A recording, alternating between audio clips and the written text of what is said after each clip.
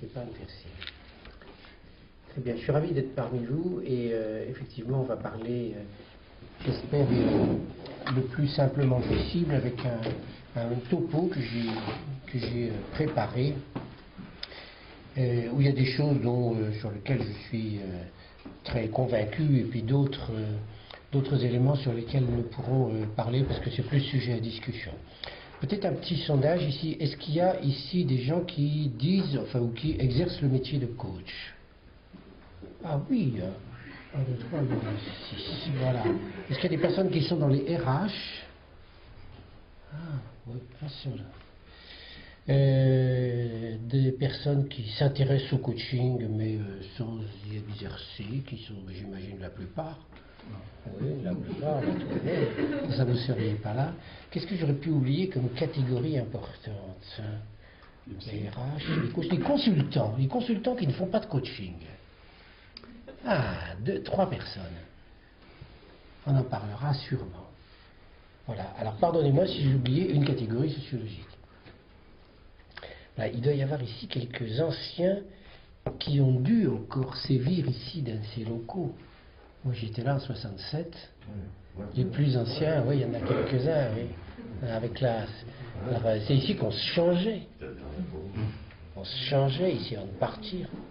Oh, mon Dieu, quelle histoire. Très bien. Voilà, je ne suis pas comme Benoît XVI, mais presque, c'est-à-dire que Benoît XVI est un pape émérite. Je ne suis pas tout à fait un coach émérite parce que je continue tout de même à exercer. Il y a 4 ans, j'ai arrêté presque complètement mes activités parce que j'avais des gros soucis familiaux. Et comme j'avais plus de 60 ans, j'avais ma retraite, donc je me suis arrêté. Et puis à la fin de l'année dernière, non, à la fin, il y a 2 ans, j'ai repris essentiellement, alors, quelques coachings, très peu, et puis beaucoup de supervision avec mes jeunes confrères. Donc, qui après leur formation ont besoin d'être aidés dans la conduite de leur métier. Donc voilà où j'en suis au niveau du coaching. Et si je suis ici, c'est au titre d'un livre essentiellement qui a 10 ans maintenant, qui a été publié en 2002, qui s'appelle Le métier de coach, et dont on me dit qu'il est bien écrit, etc., d'accord. Mais en même temps, je suis convaincu qu'il est tombé au bon moment. Et s'il continue à très bien marcher, c'est qu'il correspond à un besoin réel de cette profession qui manque singulièrement de structure, en particulier au niveau du savoir-faire. Et il y a 12 ans, puisque j'ai mis 2 ans à écrire le livre, constatant le vide le vide dans la matière et aussi les conflits, je me suis dit qu'il fallait un peu rationaliser ça, proposer des pistes pour que le métier soit plus solide et mieux reconnu. Un point encore, je vais parler du coaching en entreprise puisque c'est la seule chose que je connais. Le reste, on pourra en parler, mais je ne suis pas compétent. Je pense au coaching de vie, ce qu'on appelle le coaching de vie. Voilà, je vais vous faire 3 parties. Un résumé très, très rapide sur ma conception ici du coaching. Ensuite, je voudrais vous parler de l'idéologie du coaching. Qu'est-ce qu'il y a? Et enfin, puisqu'on est dans le groupe XSH, c'est poser la question du coaching en tant que science humaine. Domaine dans lequel je n'ai pas de compétences spéciales, donc on causera plutôt, on parlera plutôt. Je dirai ce que je pense, puis ensuite on en parlera si vous voulez bien. Est-ce que j'ai oublié quelque chose avant qu'on commence? Est-ce qu'il y a quelqu'un qui a quelque chose à dire avant qu'on commence? Non, ça va, on y va? Très bien. Alors, ça va être un peu dense. Si jamais il y a une question qui vous brûle les lèvres avant la fin, ben vous la posez. Hein. Normalement, c'est après, mais si jamais il y a un point d'éclaircissement. Ou un mot qui est inconnu. Je ne sais pas, je vais tâcher de ne pas prendre trop de mots de jargon, mais on ne sait jamais. Alors, d'abord, un résumé sur le coaching. Il y a en entreprise, bien sûr, il y a un principe qui vaut à peu près dans tous les pays qui ont un peu structuré le coaching au niveau de cet art, de ce métier, de cet exercice. Et c'est ce qui le différencie des autres métiers de relation d'aide. Le coaching, disons, c'est l'art d'aider l'autre à trouver ses propres solutions. Donc il y a un présupposé idéologique, une croyance, qui est que l'autre sait mieux que nous ce qu'il doit faire. Et donc la tâche du coach est de faire émerger cette option qui pour lui va être la meilleure. Donc ça va être un art de questionnement, d'intervention, pour que cette fameuse solution émerge. Alors, on voit tout de suite la différence ici avec le métier du conseil, parce que dans le conseil, on donne des solutions, on apporte des solutions, on est payé pour ça. Le coach, lui, en principe, ne donne pas de solution. Je dis bien en principe parce que ça peut tout de même lui arriver d'en donner ou d'intervenir, et d'intervenir parfois même avec puissance, et d'intervenir ici avec force, typiquement par exemple si le client se met en danger avec son option. Et où là, si on estime qu'il y a danger, il va bien falloir intervenir. Donc ça se distingue ici du métier du conseil. C'est l'art d'aider la personne à trouver ses propres solutions. Au niveau du savoir-faire, alors, je distingue trois grands savoir-faire ici dans ce métier. La profession n'est pas unanime sur ce savoir-faire, hélas. C'est son grand problème. Mais il y a tout de même quelques éléments qui commencent à émerger et à fédérer les professions, les associations de coachs en entreprise. Alors tout d'abord, ici, très brièvement, je vais utiliser ça, je crois que ce sera le seul dessin que je fais, mais tout de même. Voilà. Moi je trouve que c'est assez pratique pour présenter le coaching en entreprise ou à des gens qui ne connaissent pas forcément. Donc, 1, 2, 3, 1, 2, 3. Donc le domaine d'intervention du coaching, ça peut être, ça se situe ici sur une espèce de curseur avec 4 crans où on peut intervenir. Ce qui en fait un métier extrêmement complet. C'est un magnifique métier, très complet, très complet. Donc le premier ici, je vais vous donner un exemple de tout à fait. Le premier exemple, c'est le cran personnel. Typiquement, la personne a un problème de motivation, ou elle a un problème de gestion de son temps, ou elle a subi un échec en entreprise et puis elle est perdue. Voilà ici des exemples personnels, où elle veut réorienter sa carrière, problème personnel. Donc c'est la personne ici. Deuxième problème, deuxième cran ici, c'est l'angle des relations. Donc ici, le problème apporté par le client concerne la relation qu'il a avec une autre personne. Ça peut être son patron, ça peut être un collègue, ça peut être n'importe qui dans l'entreprise. Et on va l'aider à trouver des solutions, des options relationnelles. Troisième cran, ici, c'est le cran du groupe, dans lequel le client dirige un groupe, il est manager, et donc il a une équipe naturelle, 5 à 15 personnes, enfin les groupes classiques, quoi, je dis 5 à 15, mais... Donc là, on va l'aider à bien manager, on va l'aider à trouver ses options de management. Et le quatrième cran ici, c'est le cran de la structure au sens organisation, structure-organisation. Donc là, on va aider, par exemple, un dirigeant à élaborer une stratégie. On va s'intéresser à la culture d'un groupe. Donc, quand un client arrive, il a en général un problème à un cran. Ou quand un RH nous confie un client, il nous dit voilà, il a un problème avec un tel, ou il ne sait pas manager son équipe, ou bien il ne comprend pas la politique de l'entreprise. Parce qu'ici, ça ne s'adresse pas qu'aux dirigeants. Chaque personne dans l'entreprise est liée à la culture de son entreprise. Et donc, il s'agit de voir comment ça peut se passer. Je vous donne un exemple. Oui. Je vous donne un exemple assez simple avec un coaching que j'ai terminé là, en janvier. Donc une dame d'une société dont je ne donnerai pas le nom, pas plus que la dame. Donc cette dame vient et elle a 56 ans et elle a, comme on dit, une casserole. C'est une dame qui se met très facilement en colère dans son entreprise, assez contrôlante. Et au demeurant, quand je la vois, c'est la plus délicieuse des femmes qui se dit mon Dieu, qu'est-ce que je fais, qu'est-ce que je dis, oh, ça m'a encore pris, c'est encore moi, etc. Bon.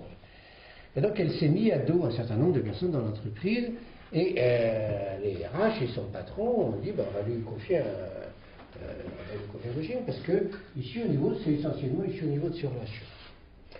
Bon, la dame me dit, c'est bien joli, mais déjà, quand c'est ça, je ne sais pas si je ne vais pas être vidé demain. Moi, j'aimerais tout de même bien que dans mon coaching, on puisse aborder ne serait-ce que 2 ou 3 séances de mon évolution de carrière et même de mon passage à la retraite. Hein, c'est une dame qui rêve d'exercer à place un métier de peintre. Elle a un talent de peintre. C'est une polytechnicienne, j'ai oublié. Et voilà, on est des artistes, non? Donc ici, elle me fait part d'un problème personnel. Alors bien sûr, je demande au responsable, avec elle, si on peut passer 2 séances sur les 12 à traiter ce problème personnel. Au niveau du groupe, elle n'a pas de demande. Bon, mais elle n'a. Mais à un moment donné, au cours des séances, on a eu ça parce qu'elle est responsable d'un comité qui doit évaluer des offres ici de fournisseurs. Et donc, elle a à manager un groupe. Et elle ne le manage pas bien. Donc là, c'est apparu au cours ici de coaching. Et puis, ce problème-là est fatalement lié à ce qui se passe ici dans son entreprise, à la culture de son entreprise. Typiquement, est-ce que c'est le type d'entreprise où on donne une seconde chance aux gens de culture ou pas? Voilà, par exemple, ici, le cran ici qu'on a traité au niveau de l'organisation.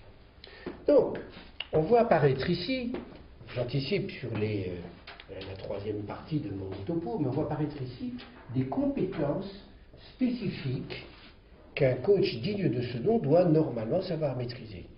Au niveau personnel, il doit être capable de connaître et de gérer des processus intrapsychiques. Ça veut dire de la psycho. Donc il faut qu'il ait suffisamment de compréhension des personnalités, qu'il ait des grilles de personnalité à sa disposition, quelles qu'elles soient, il suffit qu'il soit compétent, pour qu'il puisse comprendre ce qui se passe, les mécanismes d'échec de la personne par exemple, les croyances de la personne. Au niveau des relations, il faut également qu'il ait des modèles au niveau de ce qui se passe entre les personnes. Typiquement, les jeux psychologiques de l'analyse transactionnelle, par exemple, ici, ou les transactions, ou le processus de communication pour ceux qui savent. Au niveau du groupe, il a besoin d'avoir ici, dans ça, le coach a besoin d'avoir toute une batterie qui concerne les processus de groupe. Les phénomènes de leadership, la structuration du temps, la conduite de réunion, l'autorité, les signes de reconnaissance, enfin tout un tas d'ici de modèles, de grilles. Et enfin, au niveau de l'organisation, il faut qu'il ait une approche, une grille qui lui permette de comprendre ce qui se passe dans une organisation, quels sont les jeux de pouvoir, quelle est la culture, et comment tout ça joue. Donc on voit apparaître ici un panel de compétences qui est assez fort. Si j'osais le jeu de mots, si je peux me permettre, je ne le dis jamais parce que j'ai honte, mais c'est vraiment un métier polytechnique. Vraiment, c'est un métier où on est, enfin, l'origine ici de notre école, ici je vois plein, parce que c'est un métier qui est très très complet et très subtil, parce qu'on est obligé parfois dans une séance de jongler entre les quatre. C'est ça qui fait ici tout l'intérêt du métier. Voilà les éléments essentiels. Donc, première chose ici, il y a le domaine dans lequel on va travailler. Deuxième niveau de compétence, c'est décliner, ici c'est avoir ici la maîtrise d'un certain nombre de techniques. Savoir poser un contrat, faire une analyse de la demande, savoir ce que c'est que le transfert, les éléments de transfert, de projection, savoir connaître les processus de deuil. Donc tout un ensemble de compétences sur lesquelles la profession est plus ou moins d'accord. Il y a des éléments sur lesquels on est à peu près tous d'accord et puis d'autres où on est le moins. Troisième caractéristique, ici, c'est qu'il y a une utilisation dans ce métier, une utilisation de la propre personne du coach, du moins dans la façon ici dont je conçois le métier. C'est-à-dire que je suis vis-à-vis du client l'outil essentiel et je dois donc pouvoir en même temps regarder ce qui se passe chez lui, mais aussi regarder ce qui se passe chez moi. Je vous donne ici un exemple qui m'avait beaucoup frappé. Donc un client normal, quoi, vous, quoi, moi, donc un client tout à fait normal qui arrive, et puis il s'installe dans le fauteuil, on commence à bavarder, et tout d'un coup, en regardant ce qui se passe chez moi, je me dis, mais je n'ose pas interrompre ce monsieur. Il parlait bien, pourtant il ne coupait pas la parole. J'avais peur. Il dégageait quelque chose, j'avais peur de l'interrompre, de lui poser quelques questions. Je me dis, mais qu'est-ce qui se passe? À ce moment-là, ça c'est l'utilisation de la propre personne. Je me dis, François, qu'est-ce qui se passe? Qu'est-ce qui se passe en toi? Comment ça se fait que tu aies peur? Est-ce que cette personne te rappelle quelqu'un de ta famille qui te faisait peur? En quel cas, c'est pour mes pommes. Mais il est aussi possible qu'effectivement, ce type, ce type dégage, de lui émane ici une certaine crainte qui l'inspire aux gens. Donc à ce moment-là, je fais le ménage chez moi à toute allure, je me dis, bon, non, il ne me rappelle personne, etc. Et je vais interroger le client, je lui dis, écoutez, monsieur, c'est là où on va faire intervenir la propre personne, je lui dis, monsieur, il se passe quelque chose, attendez, on arrête de travailler, il se passe quelque chose, je n'ose pas vous interrompre. Je vais vous dire franchement, je n'ose pas vous interrompre, il y a une partie de moi qui craint, il y a une partie de moi qui a peur. Je me demande comment ça se fait. Est-ce que par hasard, dans votre entreprise, il se produirait le même phénomène? Et la personne dit, mais comment vous avez deviné? Ben, il fait ce que c'est. Voilà, donc ici, il y a au travers de notre propre ressenti, nous pouvons ici analyser finement et intervenir sur ce qui se passe chez le client et traiter le problème en séance. Bien sûr, cette exigence d'utiliser sa propre personne nécessite une connaissance de soi suffisamment fine et suffisamment en temps réel, ce qui veut dire que pour faire ce métier, il faut bien se connaître et avoir balayé devant sa porte.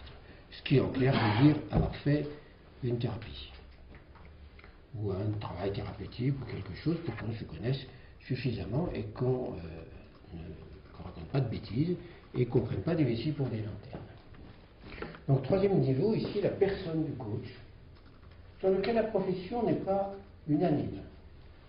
Certaines branches de la profession sont beaucoup plus en recul.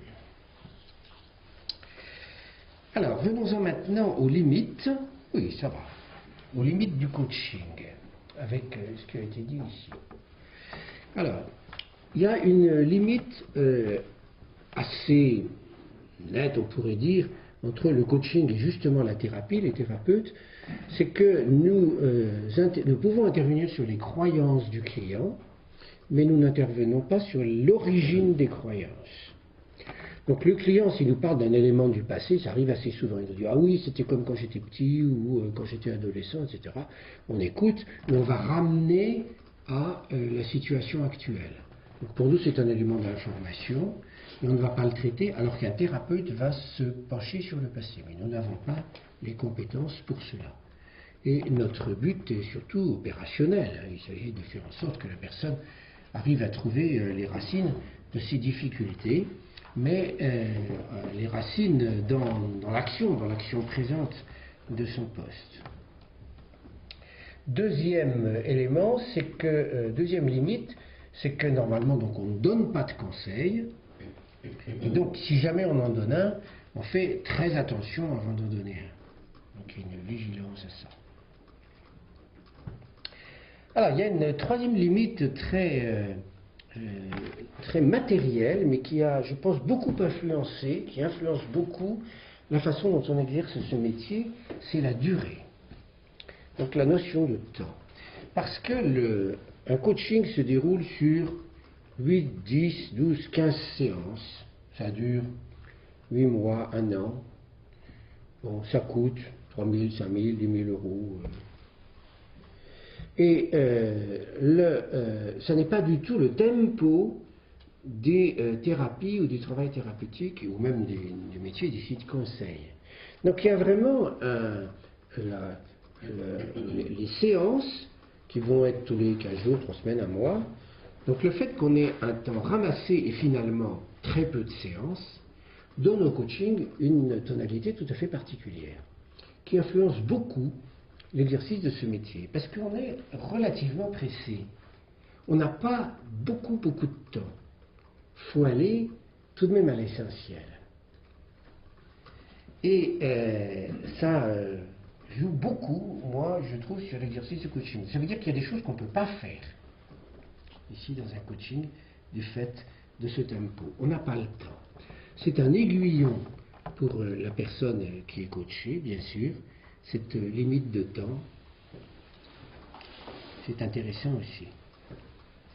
Quatrième limite au niveau du coaching, c'est le fameux contrat triangulaire, puisqu'il y a 3 personnes, il y a 3 éléments ici dans un coaching, de façon très résumée, parce qu'il peut y en avoir plus. Il y a donc l'entreprise, le donneur d'ordre, il y a le coach, il y a le coaché. Et donc l'une des grandes compétences de ce métier est de savoir établir avec le coach là, de savoir établir avec les 2 autres un accord suffisamment précis pour que l'entreprise y trouve ses petits, que le coaché y trouve ses petits et que le coach y trouve ses petits aussi.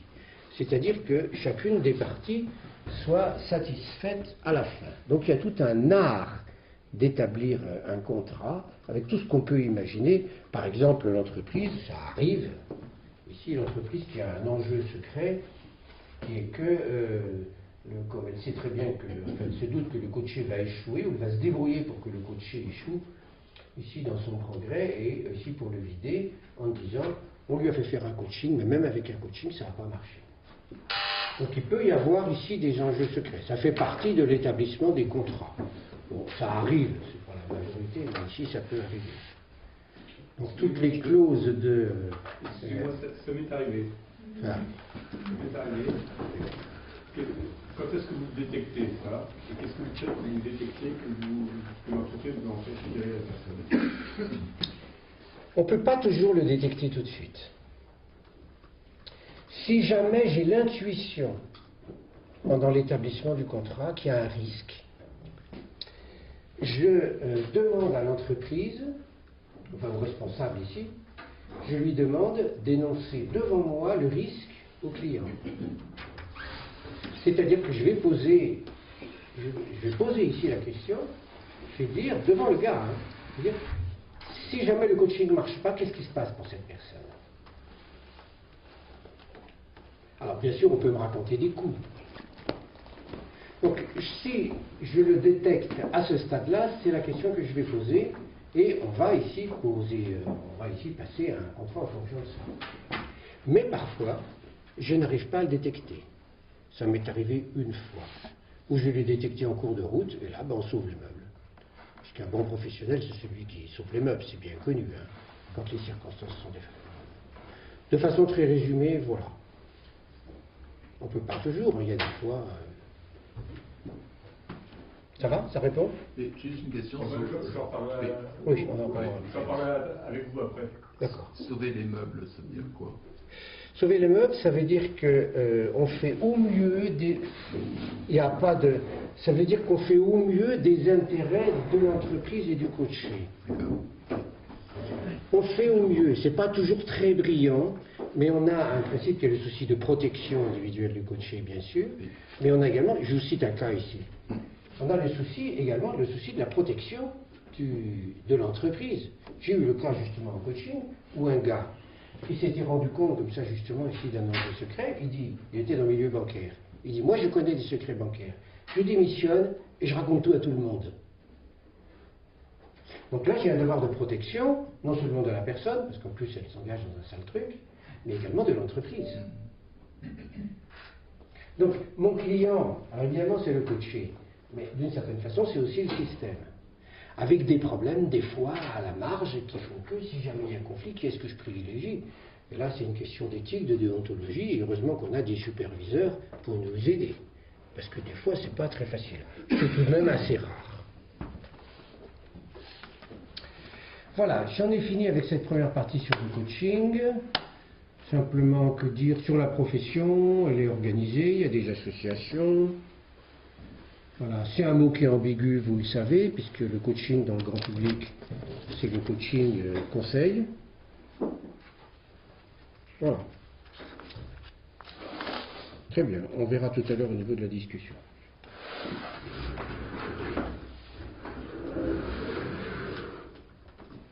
Alors, deuxième élément ici du topo qui va peut-être même éclairer ce que je viens de dire. L'idéologie du coaching. Alors, il y en a une. Mais de façon générale, les idéologies, il y en a plein.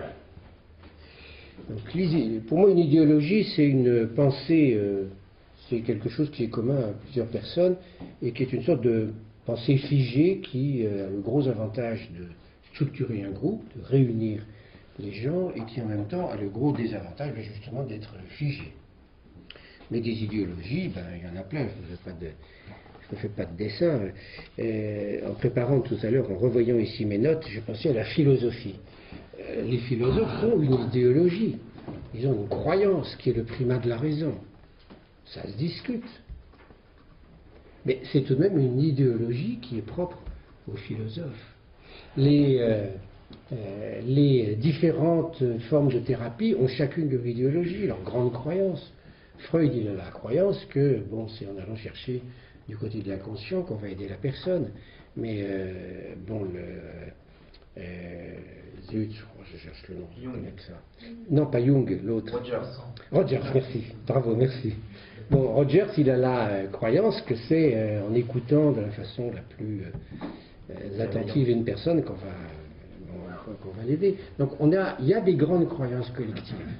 Je ne parle pas ici de l'idéologie des polytechniciens, mais à mon avis, il y en a tout de même des croyances collectives. Alors l'idéologie, c'est un mot qui a mauvaise presse.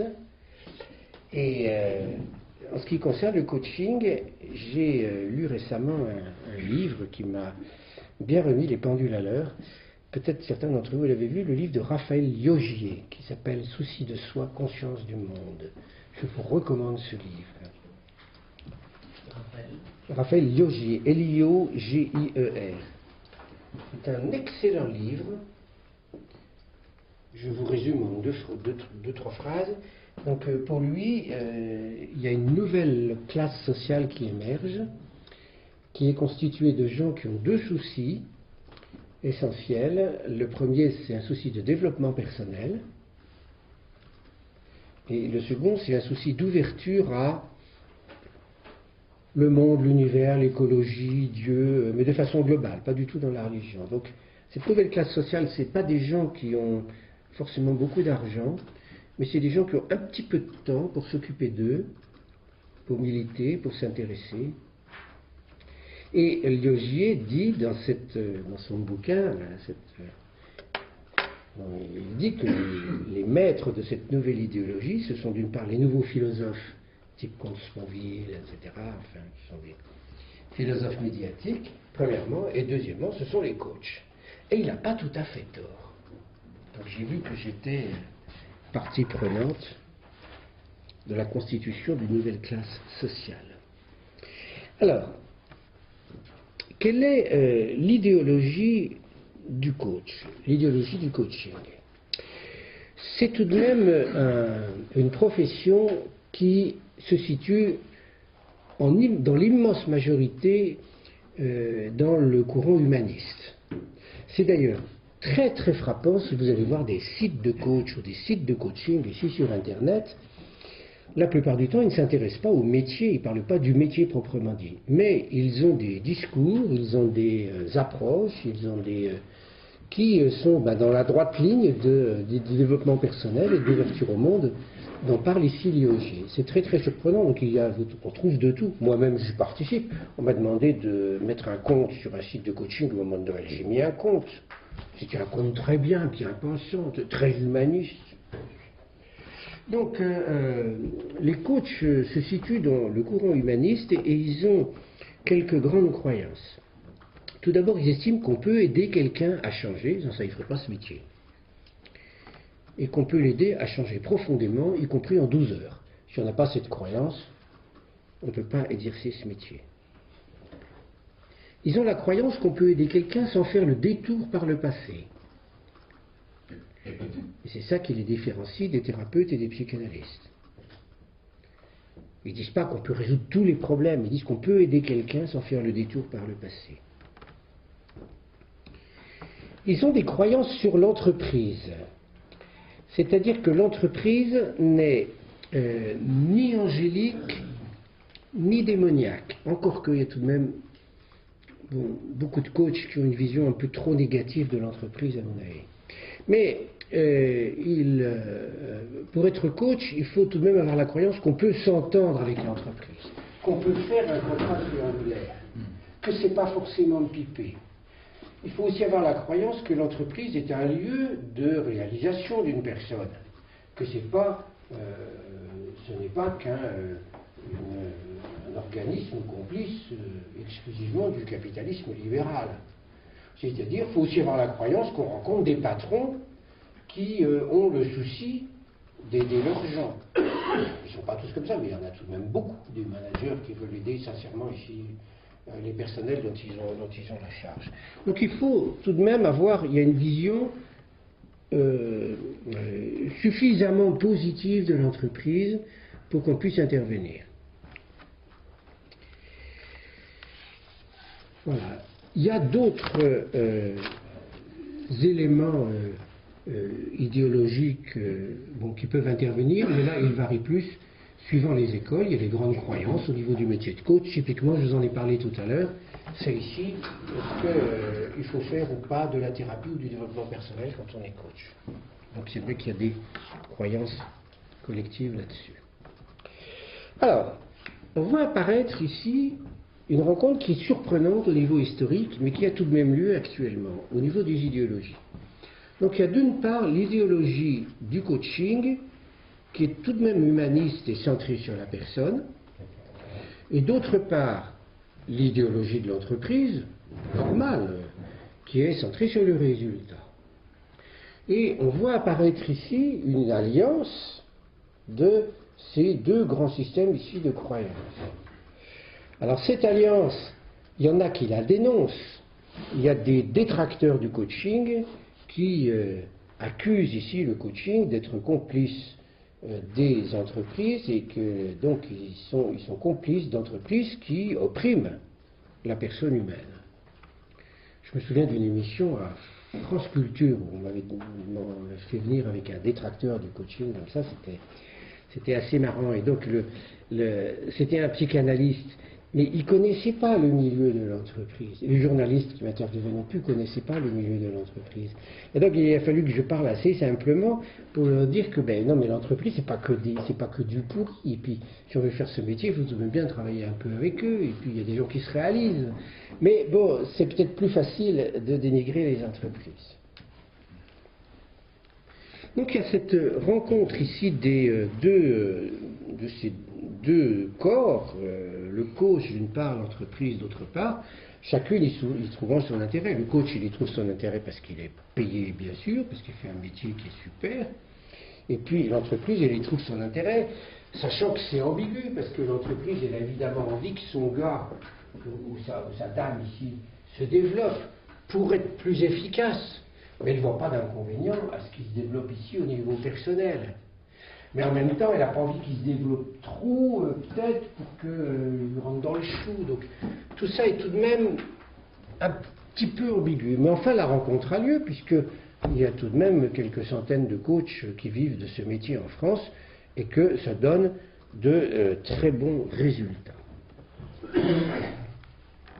Alors, pour clore ici cette deuxième partie, avant de passer à la troisième, j'ai trouvé chez Luc Ferry. Luc Ferry est quelqu'un que j'aime bien parce qu'il a un grand talent de vulgarisateur. Et depuis 4 ans, j'apprends la philo en écoutant les CD de Luc Ferry sur Nietzsche, sur Kant, sur Schopenhauer. Et donc, moi qui n'y connaissais presque rien en philo, donc j'ai appris ça. Et je crois chez Schopenhauer, dans son CD sur Schopenhauer, il parle de Freud. Non, c'est sur Freud, dans le CD sur Freud, CD audio. Il parle de Freud et il fait part ici de ce problème de collusion. Je vous cite ici les mots de Luc Ferry ici. Freud dit que la société rend fou. Il dit que les principes du surmoi de la morale bourgeoise sont le premier facteur de conflit entre le ça et le surmoi. Donc Freud, tout en étant attaché à la personne, n'ignore pas le poids social. Freud essaye donc d'ajouter, d'aider la personne face à une structure qui l'opprime. Donc, c'est pareil pour le coaching, c'est pareil pour la thérapie. C'est vrai que d'une certaine façon, les entreprises, de façon variable, oppriment ici les personnes qui sont ici dans leur structure. Mais en même temps, et c'est là où j'ai bien aimé ce qu'a dit Luc Ferry, je suis assez d'accord. Il dit, mais même si on avait des structures parfaitement saines, ça n'empêcherait pas les gens d'avoir des problèmes dedans. Même s'il y avait le meilleur des patrons, les meilleurs des managers, tout ce qu'il faut, ça n'empêcherait pas les difficultés ici dans l'entreprise. Et donc ça n'empêche pas d'aider également les gens. Donc pour relativiser les détracteurs du coaching qui nous accusent d'être les valets du capitalisme. Très bien. Fin de la deuxième partie. J'aborde la troisième, qui est la plus partageuse entre nous, parce que je ne suis pas du tout un spécialiste des sciences du savoir.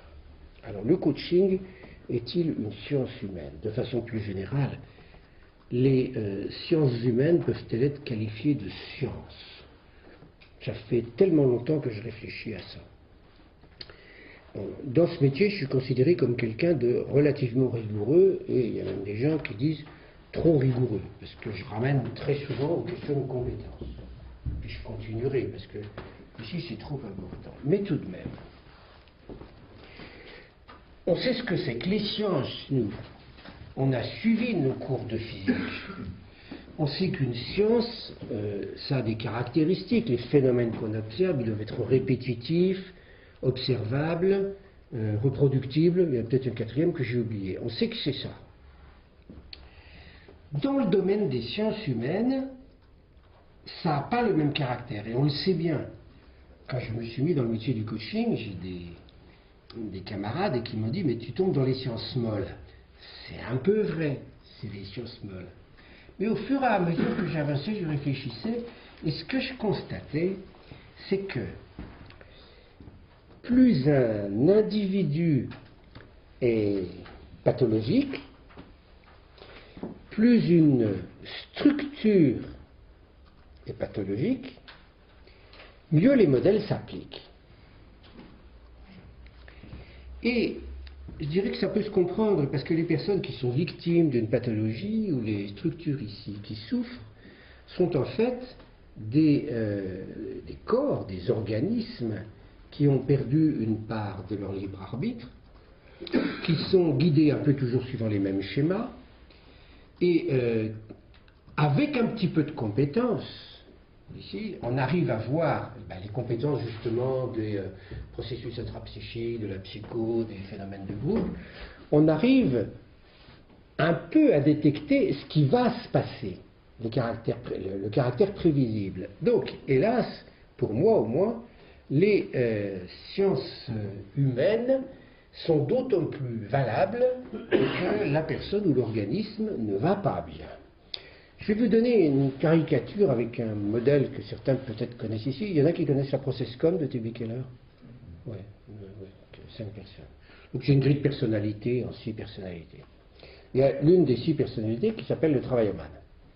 Donc j'ai une grille. Bon, alors, le travailloman, typiquement, bien habillé, rationnel, logique, organisé, bien planifié, ayant une hantise, c'est celle de ne pas être compétent, aimant surdétailler, n'aimant pas déléguer, ayant des rides horizontales sur le front, rangeant bien ses affaires, faisant des écrits avec des tas de parenthèses et des tas de notes en bas pour montrer qu'il est compétent et qu'il est parfait.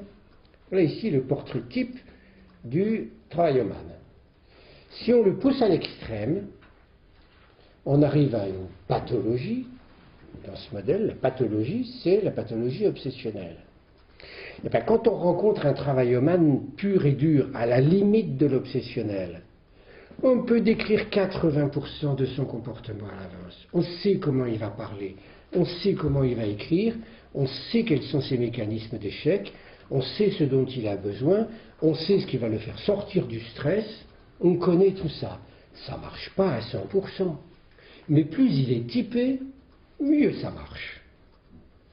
Alors que, quand ici ce travaillomane, il a fait du travail sur lui, qu'il a compris qui il était, qu'il a trouvé d'autres palettes, qu'il a un peu compris comment ça marchait chez lui. Alors bien sûr, il garde ici une personnalité de base, mais en même temps, il s'assouplit tellement qu'il devient quelqu'un de plus imprévisible, de plus libre. Et donc la science, le modèle du process com à ce moment-là, puisque le modèle du process communication, je l'évoquais tout à l'heure, il s'applique beaucoup moins. Sauf quand la personne rentre en stress, où là de nouveau elle n'est pas bien, où elle retrouve ses mécanismes originels. Donc c'est ici ma thèse par rapport aux sciences humaines, mais je suis là pour qu'on en débatte, je suis tout à fait prêt à ce qu'on en discute. Et pour ce qui concerne ici mon métier, et c'est là-dessus que je finirai mon intervention, j'ai un souci majeur en ce qui concerne les modèles de sciences humaines, c'est de ne pas m'y fier à 100%, parce qu'il n'y a rien de pire dans notre métier, ici de coach, que de plaquer un diagnostic sur quelqu'un et ensuite de vouloir le confirmer à toute force. Alors bien sûr, quand on est compétent dans un modèle, on a tendance à plaquer le modèle tout de suite, mais c'est la source de bien des ennuis. Voilà, j'ai fini mon topo. J'ai fini. On va discuter.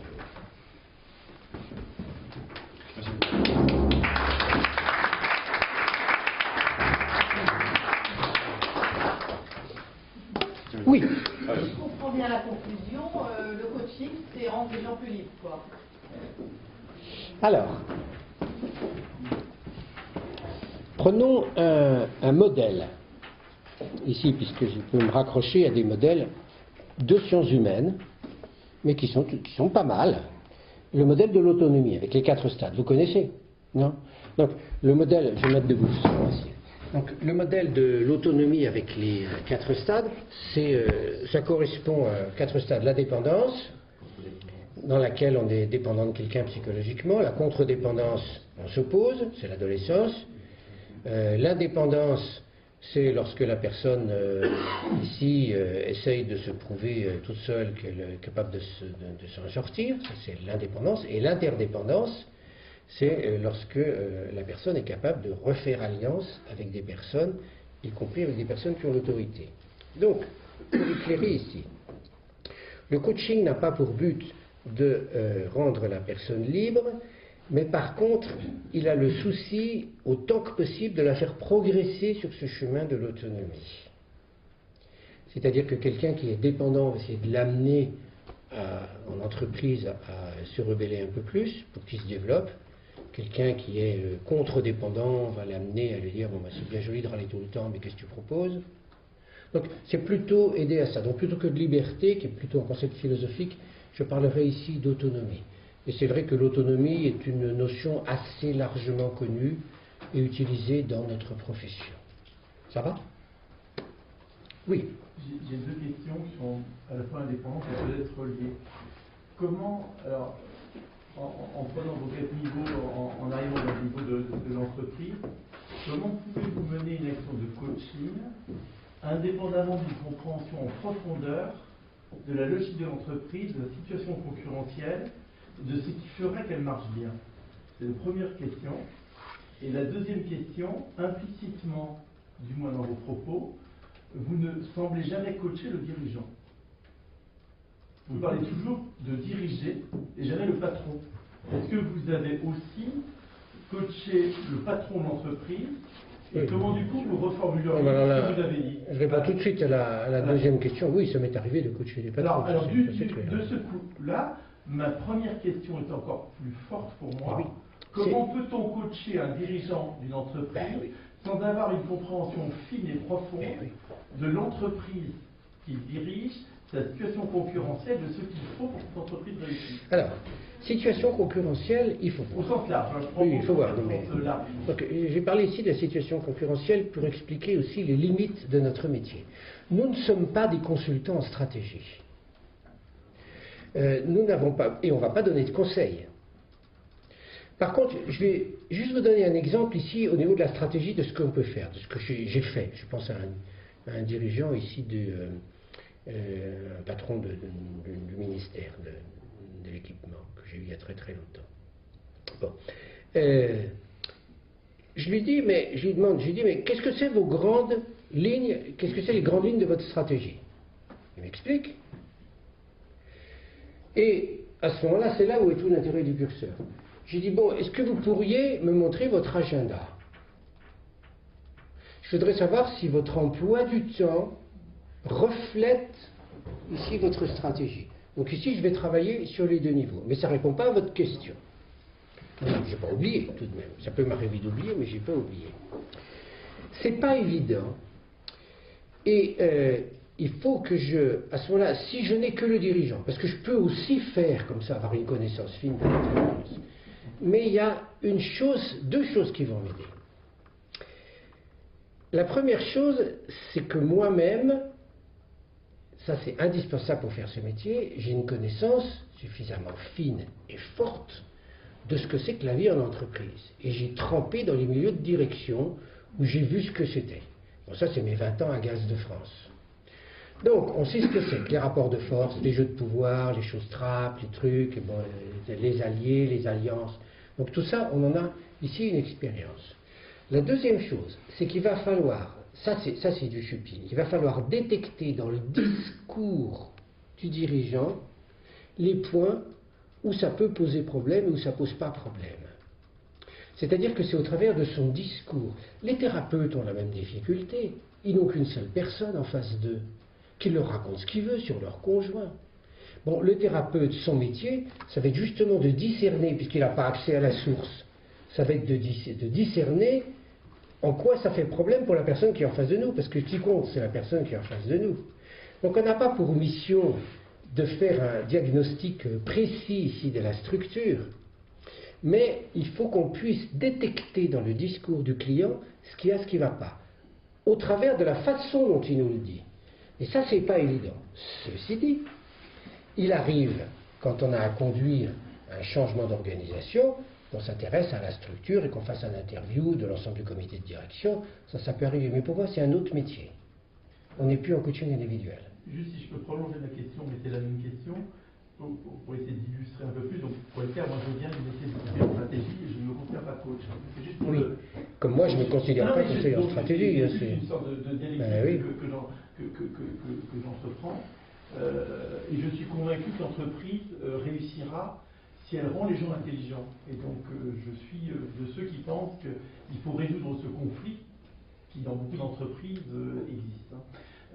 Je m'explique, c'est que dans certaines situations, l'entreprise va être meilleure si elle est plus réactive, si les décisions se prennent plus vite, si tout bouge plus vite, notamment dans le cas d'entreprises qui va être dans le monde de la grande consommation, je simplifie.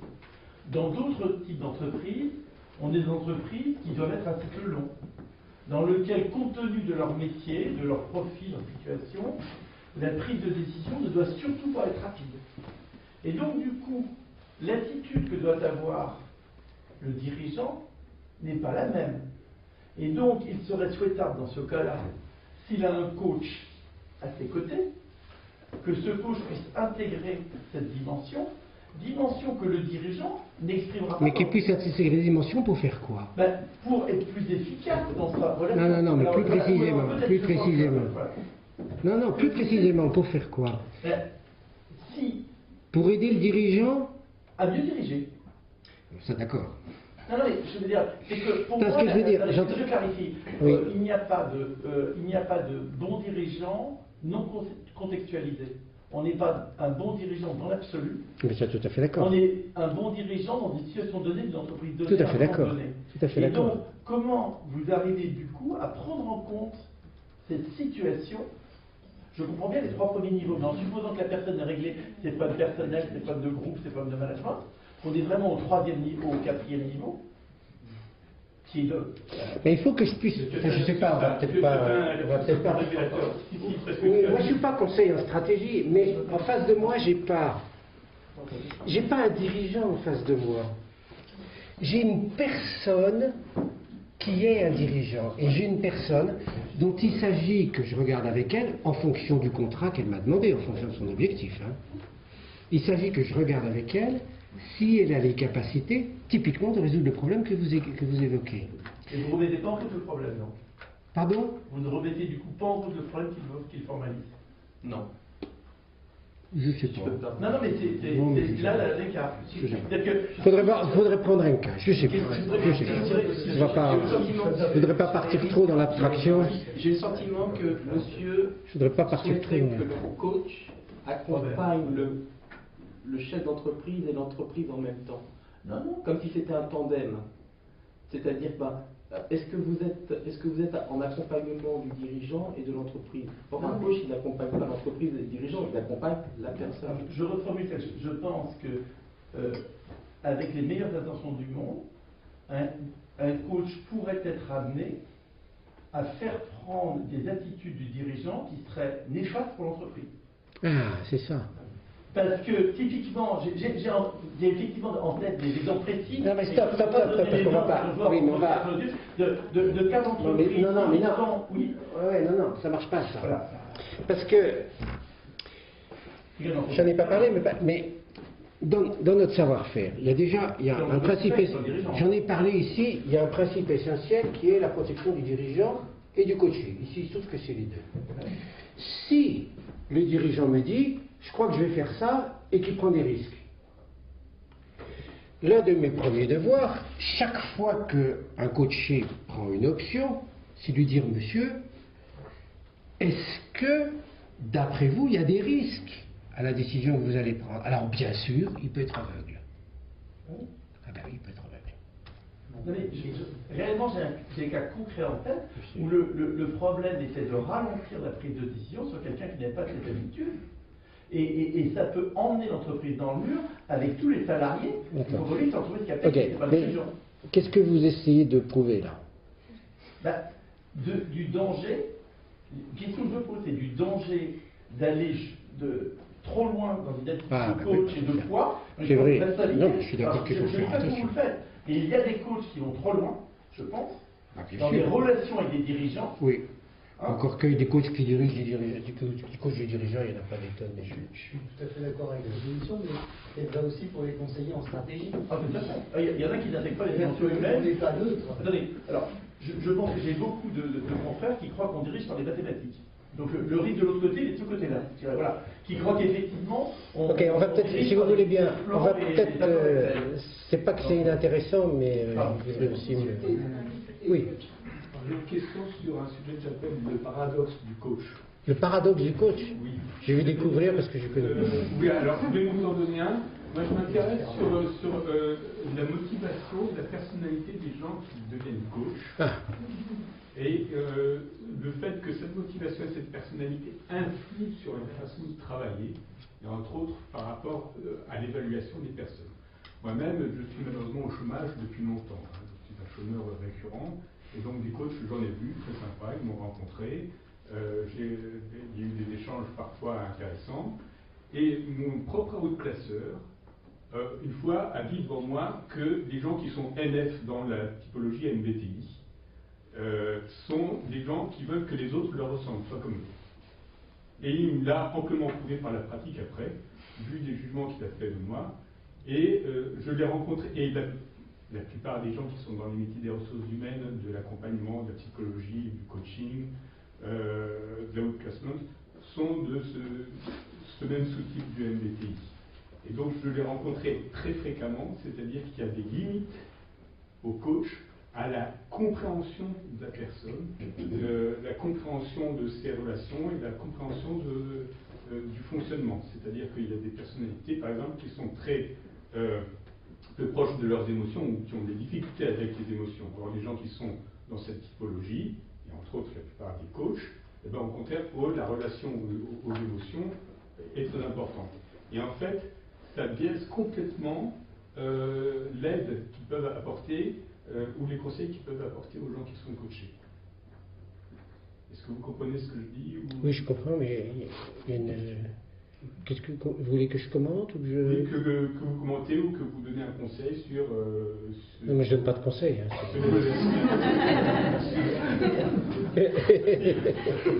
mais on retombe dans le troisième point, c'est l'histoire des sciences humaines. Parce que moi, il m'est arrivé de rencontrer, hélas, des confrères qui effectivement ont un modèle en tête, le MBTI, la process communication ou d'autres, et qui ici, c'est le pire, c'est pour moi l'une des erreurs les pires, c'est qu'on catalogue la personne, et ensuite elle ne peut plus en sortir. Et c'est terrible ici pour la personne qui est comme ça mise dans une case. Donc je trouve que c'est terrible. Donc je ne sais pas qui c'est, mais il y a des gens qui vous ont fait ça, c'est dégueulasse. Non, ils ont fait le contraire, au contraire. La case, c'est soit elle nous ressemble, soit il est incapable. Non, mais c'est tout dans une case. C'est tout dans une case. Donc moi, je me méfie. J'aime beaucoup les modèles, parce que ça permet de gagner du temps, ça peut marcher, ça peut être efficace et tout. Mais en même temps, je me dis tout de suite quelle est la limite du modèle. Et de toute façon, une personne ne peut jamais s'inscrire complètement dans un modèle. Donc je fais très attention avec les modèles. Si c'était ça le propos que vous avez. Non, c'est le contraire. Vous voudriez que ça soit plus performant? Moi j'ai l'impression que c'est des coachs qui n'ont pas forcément fait beaucoup de travail sur eux-mêmes. Exactement, tout à fait. Ouais, Par rapport à ces modèles, moi je dis toujours que toutes les grilles font des prisonniers, que ce soit des grilles de lecture ou des grilles physiques. Et donc si on s'enferme dans une grille de lecture, on s'enferme nous-mêmes. Il y a une autre façon de voir les choses, c'est en fait sur une scène de théâtre. Une grille, c'est un éclairage, un spot, un autre spot. Et c'est en fait nous, au travers de la personnalité, qui allons faire la lumière, en quelque sorte, la lumière du soleil, qu'on n'arrivera jamais à faire avec 50 000 grilles. Je ne sais pas si j'ai éclairé. Bon, peut-être qu'on pourra s'expliquer après. Est-ce qu'il y a un pot après D'autres questions? Oui, 1, 2, 3. Oui. Est-ce qu'on a une idée sur l'histoire du métier du coaching? L'histoire? Oui. Alors, c'est apparu aux États-Unis, très clairement. Ça a été importé en France dans les années 90. C'est resté sous le manteau, relativement confidentiel comme métier jusqu'en 2000. Les premières associations ont vu le jour en 1996. Les écoles se sont multipliées à partir de 1996 et le coaching grand public est apparu dans les années 2003, 2005, quelque chose comme ça. Donc voilà ici l'histoire extrêmement résumée. Ça suffit? Une question connexe, c'est justement tu fais partie des pionniers en fait, de ce métier en France. Donc je rappelle quel regard tu portes aujourd'hui sur le développement du marché du coaching? Développement du marché. Et qu'est-ce qui manque par rapport aux besoins aujourd'hui? On a tous beaucoup parlé de ce qui se passe en entreprise, de manière... Ok. Voilà. Quel regard tu portes sur Voilà, le marché du coaching, je n'ai pas de chiffre exact. Je disais tout à l'heure quelques centaines de coachs en France, de compétences, hélas, on est entre nous, hein, très variables. J'en connais d'excellents et j'en connais d'autres, hélas. Parce que c'est un métier où il n'y a pas de label. N'importe qui peut se mettre coach, peut faire des dégâts, bon, c'est comme ça. Donc, moi, ce que j'ai pu faire à mon échelon, avec mes deux confrères, c'est de créer une école, j'espère, suffisamment rigoureuse pour former des coachs le mieux possible.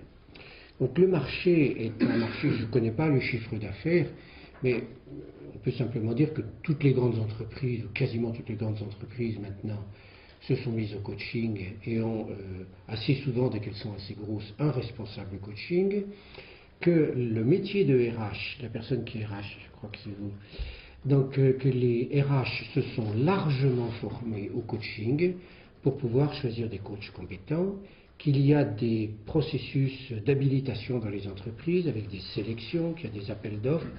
C'est peut-être même presque poussé trop loin. Donc le marché, en fait, qu'est-ce qui a aidé le métier de coaching à se structurer? Ce sont les entreprises. Donc les entreprises sont très demandeuses. Parce qu'il y a tout de même des cas où elles ne savent plus quoi faire avec une personne, où la personne le demande. Et il y a eu un tournant majeur au niveau historique, ici, dans les années 2000, où on est passé d'un coaching sous le manteau, où le coaching était plutôt pour les responsables qui avaient des difficultés, et à partir des années 2000-2002, c'est devenu pour des responsables qui, au contraire, avaient du potentiel. Et donc là, le coaching a monté en flèche. C'est un métier dans lequel il y a beaucoup de demandes et il y a une pléthore d'offres. Il y a énormément de coachs, il y a pas mal de demandes. Mes collègues, mes confrères, coachs, qui sont bons et qui font bien leur métier, n'ont pas de problème au niveau de leur marché. Ils arrivent. La plupart du temps, ils ont quelque chose à côté parce que c'est un métier qu'il vaut mieux pas faire seul. Ils sont consultants, formateurs, souvent formateurs. Ils font du coaching de groupe. Donc, quelqu'un qui est un bon en coaching, il est connu et il a du boulot. En ce moment-là, il a du boulot. Hein. Donc ça, c'était la première question au niveau du marché. Je n'ai pas de chiffres.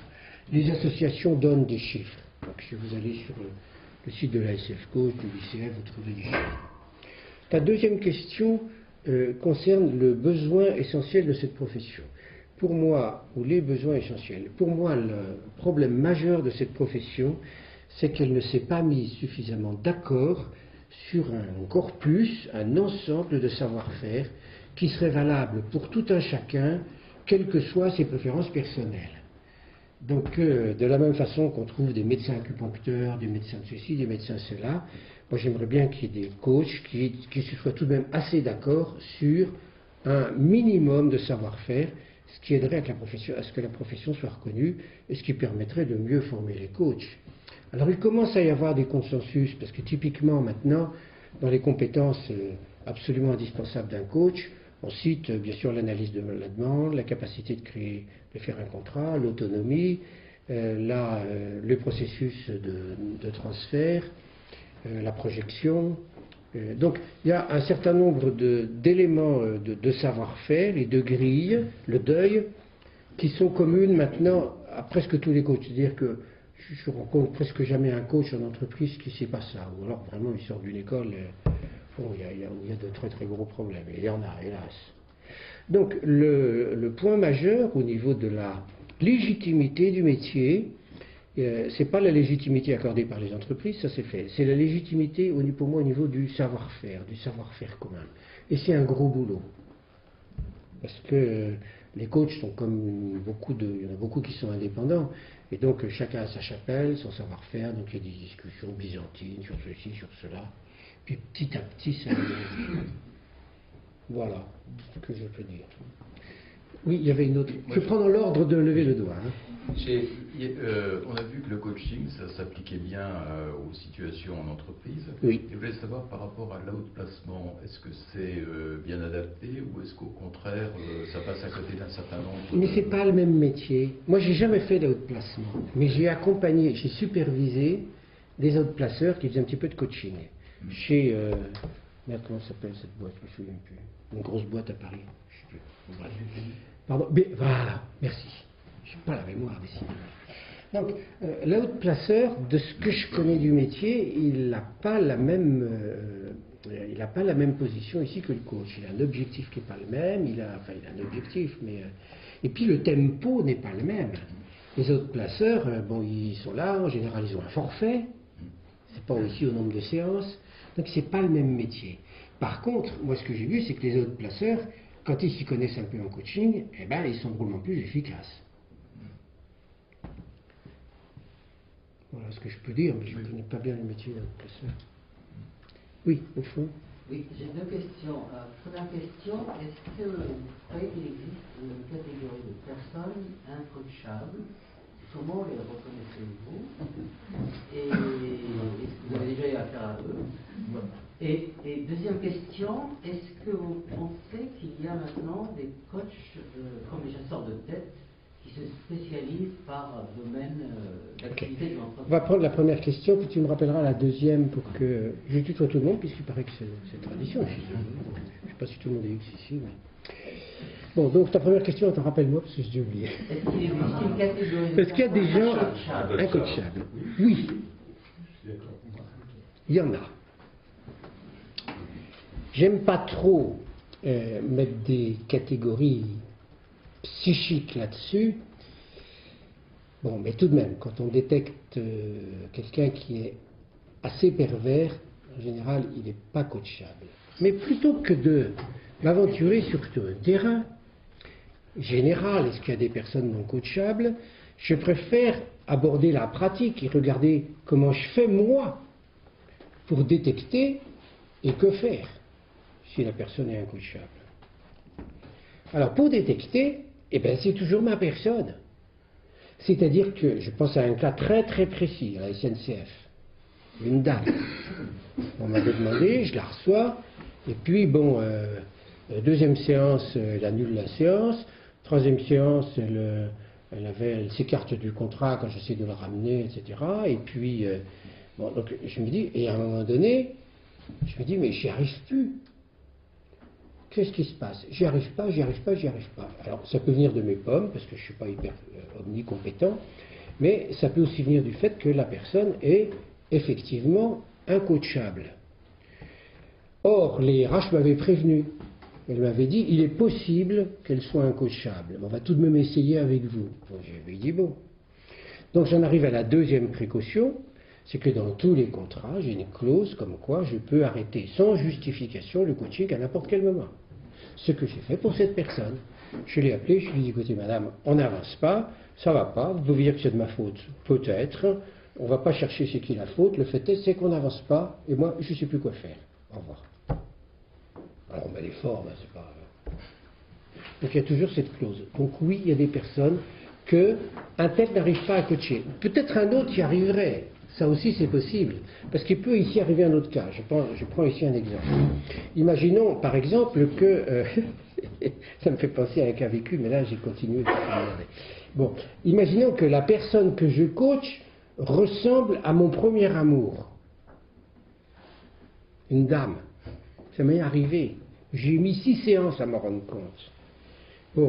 Bon, elle n'est pas coachable parce qu'elle avait fait du bon boulot et puis elle était suffisamment fine. À un moment donné, je n'ai touché un mot, on s'est marré. Bon. Mais on peut imaginer que la difficulté soit telle pour moi qu'après avoir vérifié avec mon superviseur, bien sûr, j'ai dit, écoutez madame, je ne peux pas, c'est trop difficile pour moi. Je suis désolé. Et ça m'est jamais arrivé. Ça, c'était la première question ou la deuxième? La deuxième question, est-ce que tu penses que les coachs maintenant se spécialisent par domaine d'activité, comme les cabinets de recrutement, on trouve des cabinets spécialisés oui. dans les achats, Alors, dans la formation, dans le commerce? Oui. Ils se spécialisent, ça ne se passe pas tout à fait comme ça. C'est-à-dire que quand on passe des entretiens d'habilitation dans les entreprises, elles posent une question que je trouve très très pertinente. Elles disent quels sont les domaines d'intervention que vous préférez, typiquement dans les 4 ans, et quels sont les domaines dans lesquels vous n'êtes pas à l'aise, ou qu'il vaut mieux pas vous confier. Moi, je trouve ça très bien parce qu'un bon professionnel, il connaît ses limites.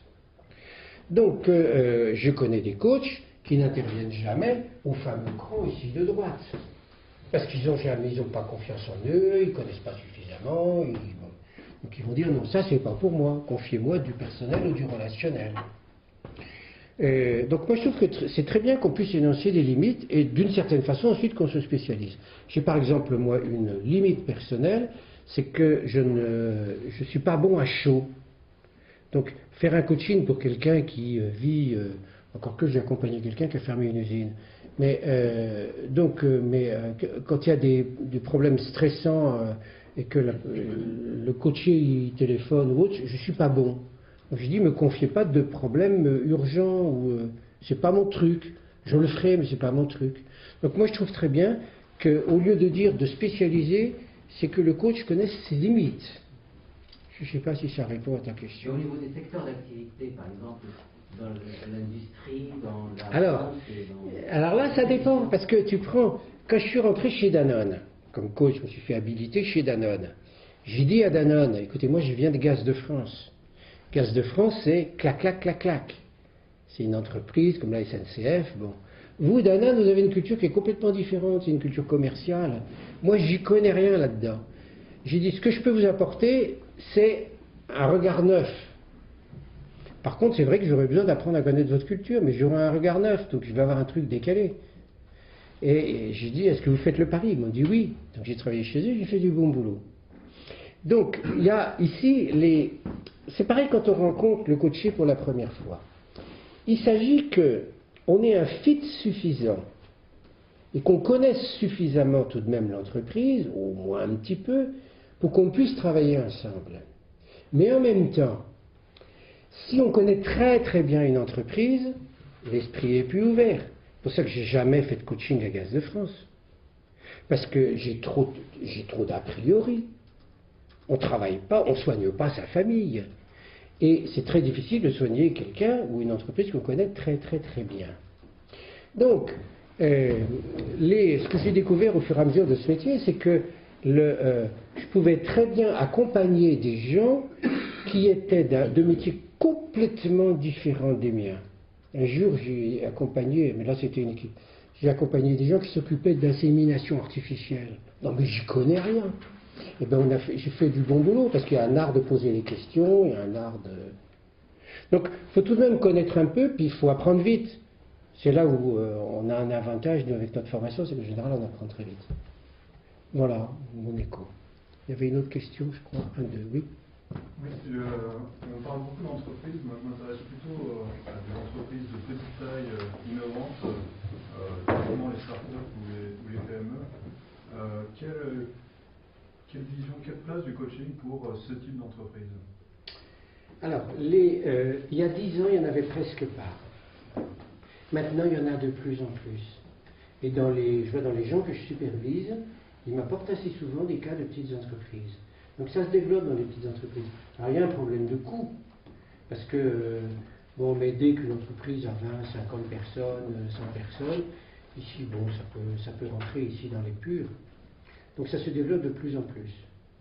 Moi, j'en ai pas trop fait, parce que j'étais plutôt spécialisé dans les grosses boîtes. Donc voilà. Donc oui, ça se développe et je trouve ça très bien. Oui, j'ai deux questions. Une sur le triangle, donc vous avez décrit là sur le contrat, mais est-ce que, à la lumière de votre expérience, il y a plutôt des divergences entre l'intérêt du donneur d'ordre qui vous paye, vous êtes lié à lui parce que c'est lui qui vous paye, et l'intérêt du coaché, vous êtes lié à lui parce que c'est lui qui vous dépense. Donc, comment se passent les divergences, convergences, la tension? Est-ce qu'il y a une tension? Moi, je vais parler que d'expérience. C'est très rare qu'il y ait de fortes divergences.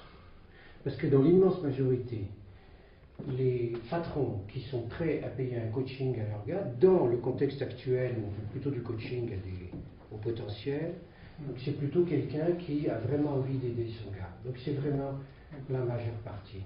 Alors il peut y avoir des desiderata de la personne, mais comme on se rend compte tous les trois, on arrive à négocier, justement c'est ça, c'est d'ajuster ici les objectifs. Il peut y arriver qu'il y ait des divergences fortes. Je me souviens d'un cas, je vois arriver, là j'avais vu un gars qu'une entreprise m'avait envoyé, et donc je l'avais reçu au préalable, donc nous deux. Je lui ai dit, pourquoi vous venez? Là au gars, il était dans mon bureau, mon cabinet, je lui ai dit, pourquoi vous venez? Il me dit, je ne sais pas, il faut demander à mon entreprise. J'ai dit, il y a un problème, on m'a dit, on vous a envoyé, il me dit, non, on m'a demandé de venir. Je lui ai dit, mais vous demandez quelque chose? Il me dit, non, rien. Ben, j'arrête tout de suite. Alors, je ne sais pas s'il a un vrai problème. La seule chose que je peux lui dire, c'est qu'il a au moins un problème, c'est que l'entreprise pense qu'il a un problème. Ça oui, donc ça je peux dire ça. Maintenant je lui dis, est-ce que vous continuez? Non, je ne veux pas. Bon, on arrête. C'est clair, non? Il y a une... Oui, c'est clair. En fait, j'ai une question subsidiaire. Que pensez-vous du coaching interne? C'est la meilleure et la pire des choses, c'est-à-dire que je le vois, j'ai déjeuné la semaine dernière avec un coach interne. Le coach interne, il a pour lui qui connaît bien la culture de l'entreprise. Donc il connaît les jeux de pouvoir, il connaît tout un tas de trucs, il connaît les gens, il est il a comme le médecin du travail. Donc il a un rôle un peu analogue. Donc il a ici cet avantage. Par contre, très souvent, il n'a pas le recul nécessaire. Et peut-être pire que ça, il n'a pas la puissance nécessaire pour interpeller son coaché, qui est placé aussi dans l'entreprise, et lui dire « Mon vieux, tu déconnes ». C'est-à-dire qu'il nous arrive, on ne dit pas ça comme ça, on croit que... Bon. Mais donc il n'a pas la puissance nécessaire pour, je prends dans notre jargon, pour confronter le client. Confronter le client, c'est-à-dire le mettre en face de ses contradictions ou des résistances qu'il met pour atteindre son objectif. Donc le coach interne a beaucoup moins cette puissance. C'est un inconvénient. Mais si vous devez vous prononcer, vous pensez que ça sert la profession du coaching ou ça la dessert? Si c'est bien fait. Bien. C'est plutôt, moi, j'ai plutôt question de compétence. Oui, vous avez dit tout à l'heure que vous n'aviez pas vraiment rencontré de cas non coachables. Est-ce qu'il vous a eu beaucoup de cas où pour aider la personne à progresser, en fait, ça dépassait ce que vous-même pouviez apporter et le référer à quelqu'un d'autre, qui puisse être un thérapeute ou autre profil? Mon orgueil personnel, ça ne m'est jamais arrivé. Mais je crois que je l'aurais fait si vraiment... j'ai jamais eu de cas où j'ai dû envoyer la personne à un confrère. Ça ne m'est jamais arrivé, mais il faut y être prêt éventuellement. Mais c'est assez rare, parce que si on exerce bien ce métier, c'est rare qu'on arrive à des divergences et une relation mauvaise.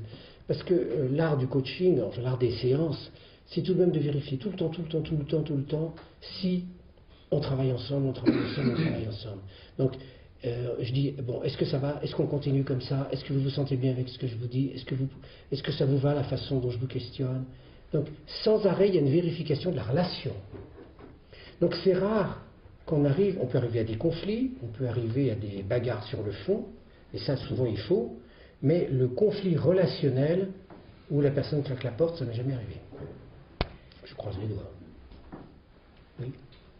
Ça vous est peut-être arrivé déjà de vous rendre compte dans un entretien plus parti que c'est finalement le manager qui avait besoin d'un coaching? Oui. Comment vous gérez ça?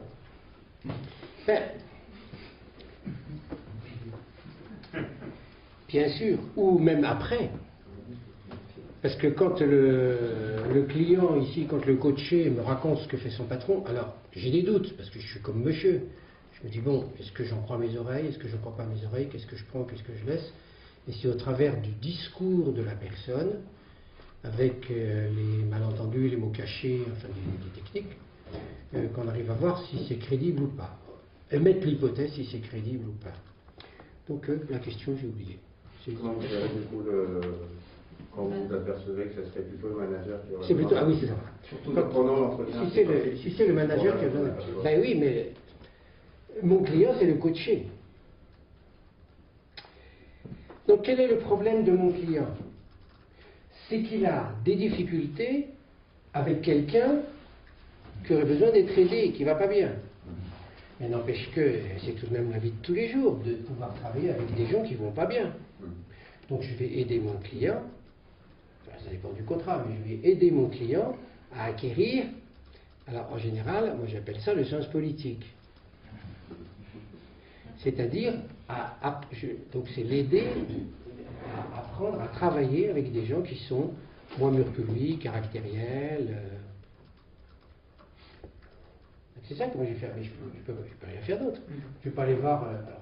Il y a des fois, il y a des coachs qui le font, mais je n'ai jamais fait. Je vais voir le manager en disant c'est vous qui avez besoin d'un coaching. Moi, je n'ai jamais fait.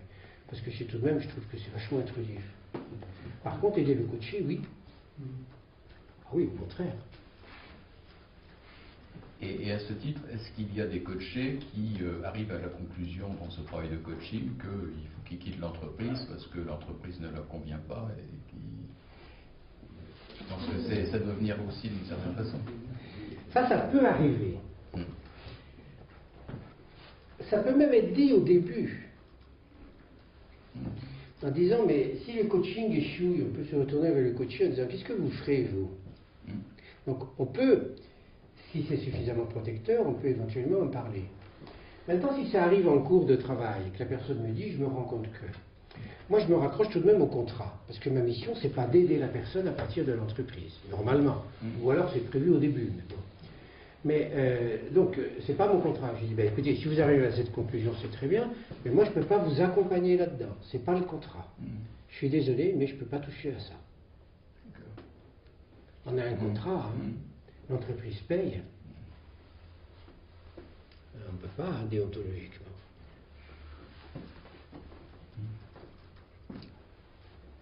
Ben, c'est bien, voilà des questions super intéressantes. Un métier magnifique. Oui. Pour rebondir peut-être à la question, est-ce qu'il vous arrive de faire un jalon tripartite en Oui, milieu de... tout à fait, tout à fait, tout à fait. Très souvent, en tripartite, donc il y a le début, il y a le bilan à la fin, et puis au milieu, je prépare avec le gars ici, le coaché, je prépare le bilan qu'il va faire avec le patron. Mais souvent, ils le font que tous les deux. Puis ensuite, ils me restituent. Donc tout ça, ça fait partie des contrats relationnels qu'on a établis. Il faut qu'on se mette d'accord là-dessus. Oui, tout à fait. Ouais. Vous n'êtes pas présent? Pas forcément. Ça m'est arrivé, mais il suffit que ça soit clair au début. C'est une profession, c'est une heure Ça dépend. Ça dépend des gens. Moi, j'aime bien travailler 1 heure. Parce que je sais que, bon, en 1 heure, je suis bien. Mais j'ai des collègues qui travaillent 2 heures, 3 heures. Ça m'est arrivé de travailler presque une journée avec des gens qui venaient de l'étranger. Donc, donc à ce moment-là, ils me consacraient un temps très très long. Et très souvent, c'est 1 heure, 1 heure et demie. Souvent, c'est 1 heure et demie, des fois 2 heures. Moi, je prends 1 heure. Mais bon, ça, chacun son style. Hein. Et en 1 heure, on en fait du boulot. On a toujours le temps qui... Est-ce que tu t'en tiens au temps qui a été fixé? Ah ben oui. Pourquoi veux-tu que je ne me tienne pas au temps qui a été fixé? Souvent, à la fin d'une séance, le coaché raconte quelque chose d'hyper important.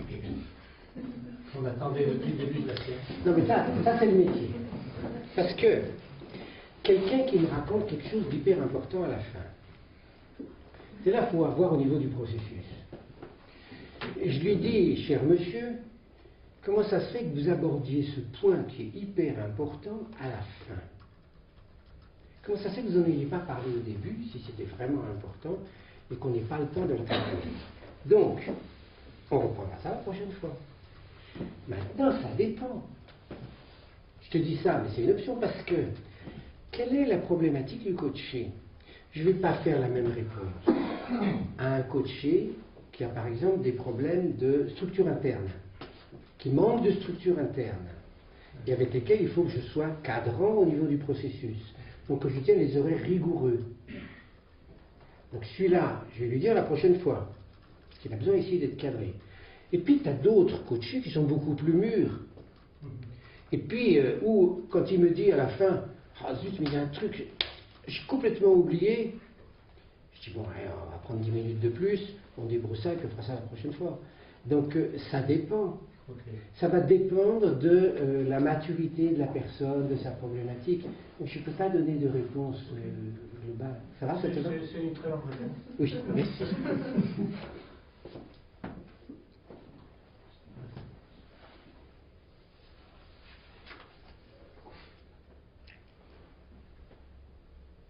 Réponse? Question? Très bien. Ok. Il y a beaucoup de choses dans ton discours qui a tourné autour des problèmes. Il y a aussi des phrases comme plusieurs individus et pathologie que les modèles s'appliquent. Et en même temps, tu as dit, après, dans l'échange, que se développait de plus en plus le coaching des hauts potentiels. Dans ce cas, vous travaillez sur quoi? Parce que si une personne est classée dans haut potentiel, elle va avoir trop. Une personne qui a du... Non, alors là, moi je peux te dire que mes yeux, les écailles me sont tombés des yeux. Je te prends un exemple, un type qui est N-3 dans une grande société dont je tairai le nom, mais qui a tout de même 100 000 personnes. Bon, il est N-3. Bon, eh bien, donc on est là en coaching, et bon, et à un moment donné, il me dit, je voudrais traiter un problème. Quand je parle à mon patron, donc le N-2, il me dit, en fait, je suis comme un garçon en culotte courte. Il m'a dit, je vous dis ça à vous parce que bon. Donc les hauts potentiels, et c'est un type, il a grimpé depuis, c'est vraiment le HP. Hein, et ben il a un problème parce qu'avec son patron, il se sent comme un garçon en culotte courte. Donc on a regardé les options de Karpman, on a regardé enfin, des trucs, il y a des trucs à faire. Dans le contrat, vous ne définissez pas du tout le genre de problème, ils sont découverts lors du coaching. Si, dans le contrat, ça rentrait dans le contrat, parce que, enfin ça rentrait dans le contrat. Et il voulait acquérir le sens politique. Donc il voulait pouvoir communiquer avec les échelons supérieurs et rentrer dans le cercle des échelons supérieurs. Donc c'était lié. Donc moi déontologiquement, je n'avais pas de problème à traiter ça.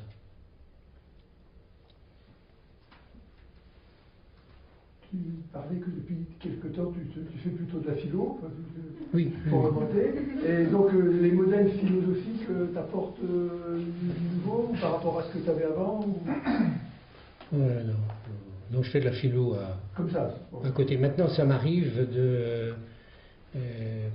par exemple, dans l'idéologie du coaching, maintenant je suis capable de faire des liens, quelques liens. Typiquement, au niveau de l'idéologie du coaching, c'est relier ça à l'idéologie nietzschéenne de réalisation de soi, de volonté de puissance. Donc, mais c'est à un autre niveau. Donc, j'en parle en conférence. Ça fait bien.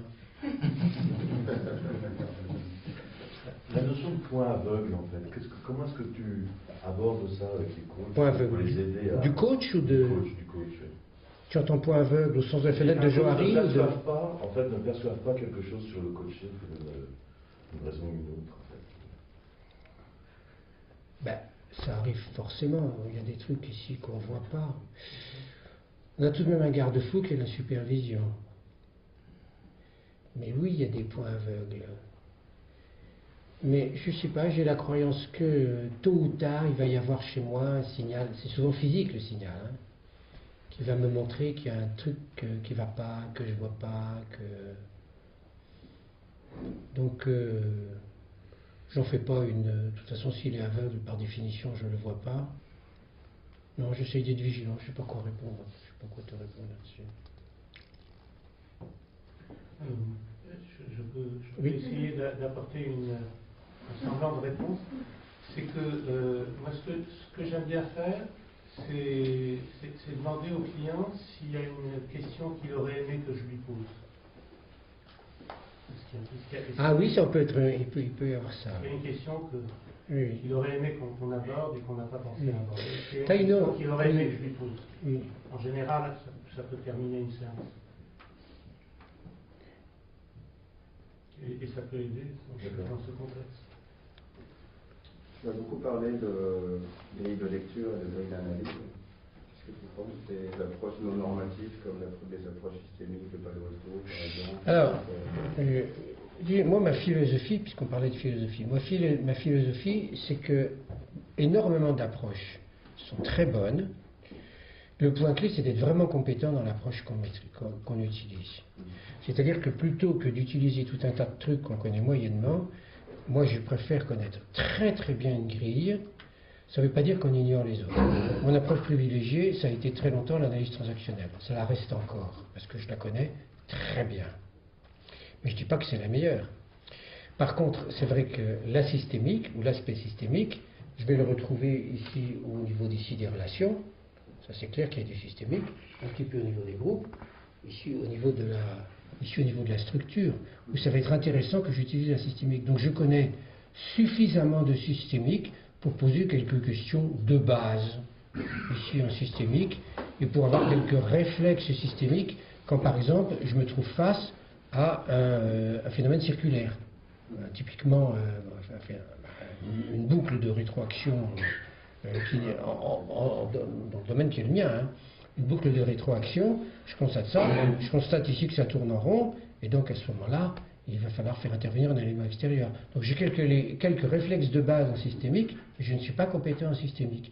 Mais j'ai mon collègue François Balta, qui est un excellent systémicien, qui utilise ça dans presque tous ses coachings, et il a raison, il le maîtrise parfaitement.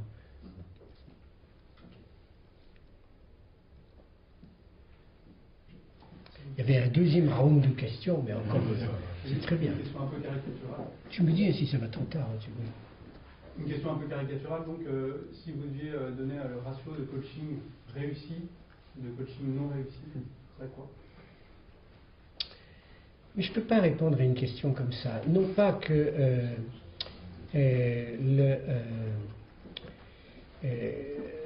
non pas qu'on ne puisse pas faire de statistiques, mais en même temps c'est une question un peu piégée, parce que les choses ne se passent pas comme ça. Qu'est-ce que c'est qu'un coaching pas réussi? Alors il peut y avoir le fait que ça tourne en eau de boudin en cours de route. Mais le professionnalisme à ce moment-là, c'est limiter les dégâts, sauver les meubles. Très bien. Mais sans ça, un coaching pas réussi. C'est un coaching où le coaché n'a pas atteint ses objectifs. C'est ça le critère. Objectif fixé au départ avec l'entreprise. Donc c'est ça l'échec ici d'un coaching. Mais en même temps, quand on va faire le bilan, je vais demander à la personne, je vais lui dire, mais pourquoi est-ce que vous n'êtes pas arrivé à l'objectif ou pas totalement à l'objectif? Est-ce que c'était possible de faire mieux compte tenu du contexte? Parce qu'il y a des fois, il y a un coaching qui démarre, et puis il y a tout d'un coup un coup de bourre dans l'entreprise, etc. La personne a un coup de feu, et bon, elle est surchargée de travail, elle a moins le temps de s'occuper. Et on ne peut pas lui en faire le reproche. Donc c'est un coaching qui est loupé, mais en même temps il n'est pas loupé. Et donc simplement je vais regarder à la personne qu'est-ce qu'elle peut faire pour. Et il y a aussi, si je creuse encore plus profond ta question, il y a aussi la réussite du point de vue du coaché, ça c'est l'atteinte de l'objectif. Il y a aussi la réussite du point de vue du coach. Et ce n'est pas la même chose.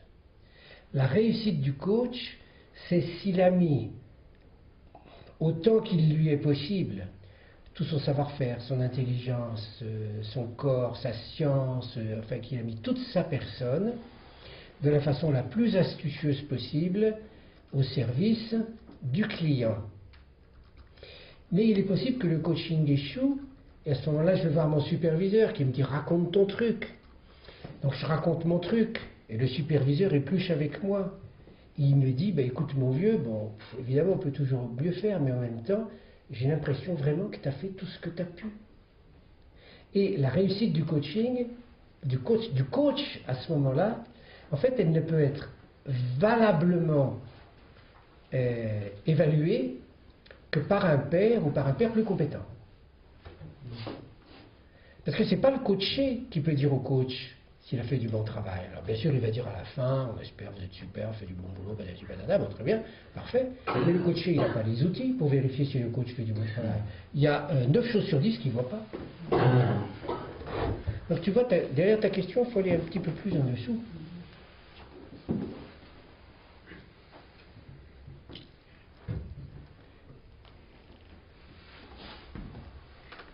Est-ce qu'il y a encore des questions, notamment de celui qui s'est retenu jusque-là parce qu'il est très timide? Il y a quelqu'un qui est très timide dans l'assistance que tu connais? C'est possible, non, je ne sais pas. Je connais pas. Est-ce que toi-même tu supervises et oui. Qu'est-ce que ça t'a apporté? Alors la supervision est très intéressante parce que c'est une question de transmission de mon savoir à des plus jeunes. En plus, il y a quelque chose que j'aime beaucoup dans la supervision, c'est d'aller encore trois fois plus en finesse que je fais pendant un coaching. Je te donne ici un exemple. Il se passe très souvent un processus parallèle, c'est-à-dire que dans la façon dont le coach me présente son problème, au-delà de son discours, je vois apparaître dans ses mots, dans sa gestuelle, etc., je vois apparaître le problème du client, que lui ne sait pas résoudre. Donc ça s'appelle le processus reflet, miroir ou processus parallèle. Et c'est ça que je vais traiter en premier. Donc la supervision, elle a ses outils, enfin sous sa démarche spécifique, elle est beaucoup plus, je trouve, beaucoup plus fluide et souple encore qu'un coaching. Et puis un accompagnement dans la durée d'un professionnel que je vois tous les mois et que j'aide. Donc moi j'aime beaucoup la supervision. Oui. Oui.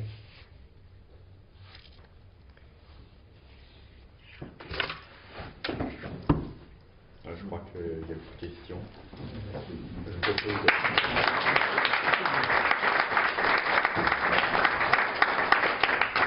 Merci François. Alors une précision. dans la tradition, ceux qui veulent se retrouvent dans un restaurant du coin. L'italien est enfermé, la dernière fois on était à un autre qui est aussi dans la rue. Je ne veux pas mettre François dans l'embarras. J'ai pas pris soin. J'ai pas pris soin avant de voir avec lui s'il était OK pour venir manger avec nous. Donc je lui propose, mais il est pris de court, donc s'il veut venir, il sera le bienvenu. Mais s'il a prévu autre chose, il sera pas avec nous. Je vais voir, merci. Mais c'est ouvert à tous. Hein. Je me dis, qu'est-ce que mon bouquin bah, c'est partie des livres de chevet de nombreux coachs quand même. Mais on dit. Pardon, Véronique. Qu'est-ce que je peux te souhaiter,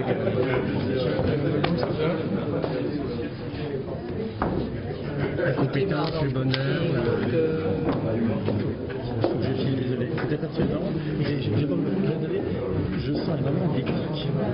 Des tics, je le sens fort. Je pense qu'il y aurait besoin qu'elles soient vraiment collectivement respectées, effectivement.